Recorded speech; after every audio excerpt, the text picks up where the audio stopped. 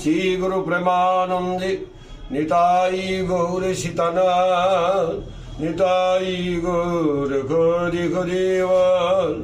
শ্রদ্ধেয় ভক্তমণ্ডলী, যারা শ্রোতা হিসাবে এই হরিকথা শ্রবণ করছেন, সকলের চরণে কোটি কোটি দণ্ডবত প্রণাম।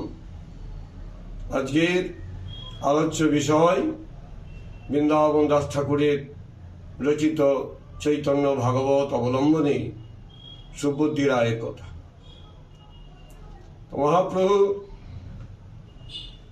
অবতীর্ণ হবেন, বৃন্দাবন দাস ঠাকুর পূর্বজন্মে ছিলেন ব্যাসদেব, যিনি শ্রীকৃষ্ণ অবলম্বনে ত্রেতাযুগে ভগবান শ্রীকৃষ্ণের লীলা মহিমার কথা শ্রীমদ্ ভাগবত মহাপুরাণ রচনা করেছেন। এবং তিনি রচনা করে বলেছিলেন, আমার গোবিন্দ যখন আবার গৌর হয়ে নবদ্বীপে আবির্ভূত হবেন, তখন আমি চৈতন্য ভাগবত রচনা করব।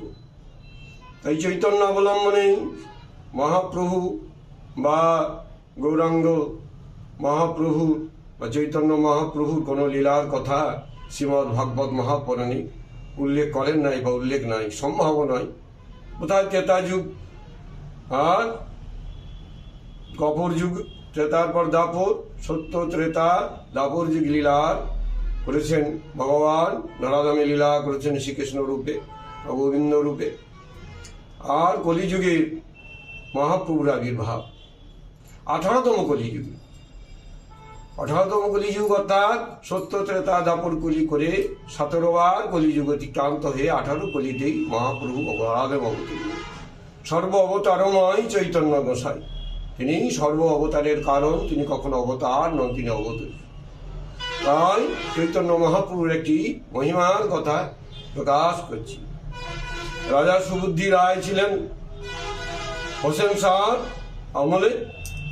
হোসেন শাহ বাংলা বিহার উড়িষ্যার নবাব ছিলেন, এবং হোসেন শাহর পূর্বে রাজা সুবুদ্ধি রায় ছিলেন বাংলা বিহার উড়িষ্যার 3টি রাজ্যের নবাব। তখন হোসেন শাহ সুবুদ্ধি রায়ের অধীনস্থ কর্মচারী হয়ে রাজকার্য করতেন। পরবর্তীকালে সুবুদ্ধি রায় কি করলেন, রাজ কর্মচারী হলেন, এটা হয়েই থাকে। এবং রাজা হোসেন নবাব হোসেন শাহ বাংলা বিহার উড়িষ্যার 3টি রাজ্যে নবাব। তারা নবাব হোসেন শাহের পিঠে কষাঘাত ছিল, তার চাবুকের দাগ ছিল।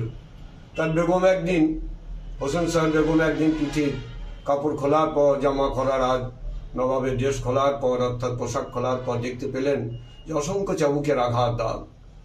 বলে কি না,